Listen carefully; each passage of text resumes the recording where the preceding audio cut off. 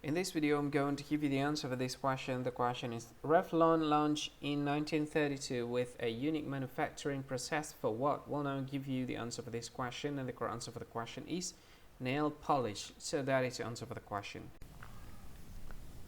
Hi, thank you so much for watching this video. If you find this video is very useful, you can help this channel to grow by subscribing this channel. Please this subscribe button and don't forget to like this video.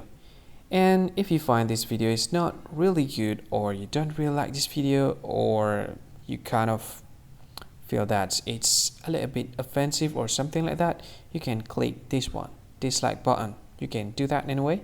And if you want to share this video with your friend, you can share it by clicking this share button, and you can share it to any social media that you wish that is currently available at this time, like Facebook, Twitter, LinkedIn, and many others. Right? And if you want to add this video to your playlist, you can click this one. You can watch this video later, and you can find more options by clicking these three dots. And yeah, don't forget to subscribe. I think that's all of it. Thank you so much for watching this video, and see you again in another video. Bye bye. See you again.